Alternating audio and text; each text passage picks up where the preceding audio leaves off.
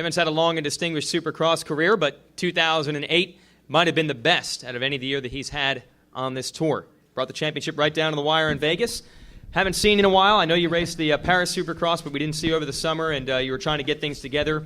Are things together? Are you ready now to go racing? Yeah, they're definitely together. It's been a nice off season for me. It's been long, and it increases the hunger when you get to A1. It's nice to be here. It's kind of I'm at an anxious stage. Get through the day and learn the track a little bit. Our small little riding session we got this evening, and then go to battle. It was an optimistic year last year, and following the 07 season, what wasn't so well. So it filled me with ambition for things to come, and kind of get the old off. Everybody thinks I'm the old guy, but trying to use the all of it to my advantage, and really use what I've learned, and try to come with my A game. Well, you mentioned 07 compared to 08. This is kind of a comeback. You're back in the press conference. Before the 2008 tour began, a lot of people weren't sure if you'd be a championship contender, and you definitely proved all those people wrong. So can you use what you learned last year to be back in that position this year?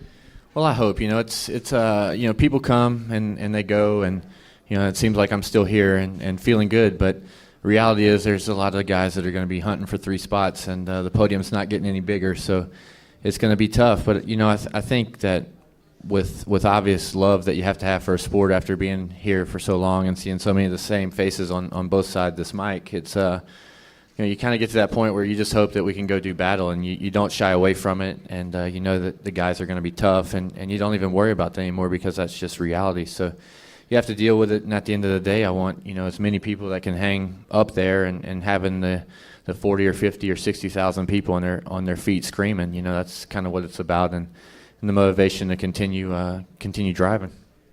We have questions for Kevin Windham of the Geico Power Sports Honda team. We'll open up the floor to the media.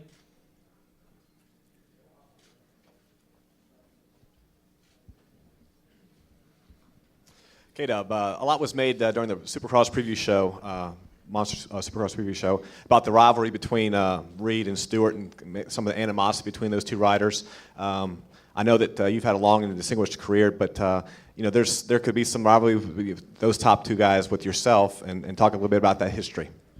Well, I think that Chad and I obviously got at each other pretty good last year, and I think we start the season off fresh, and I think that any time you put in what it takes to get to the top, as close as I've been, I feel like I've put in as good a work as some of the other folks. I just hadn't been able to hold up the number 1 plate. It's tough. You're rubbing elbows with the guys. You're lined up next to them. You hear things. It's a small world here, and I think that everybody gets at each other a little bit whenever you're going for something that you want so badly. So, as far as I'm concerned, I think that this year we started over fresh, and I think that it's not something you got to worry about until you're in that position. That's where I want to be. It's a nice position to be in, and I got nothing but respect for all the guys, and I know that there's at least I'm hoping there's going to be some good battles, and anytime we have that, there's going to be people saying things and wishing they did better, and somebody's going to get the short end of the stick, and that's just reality. So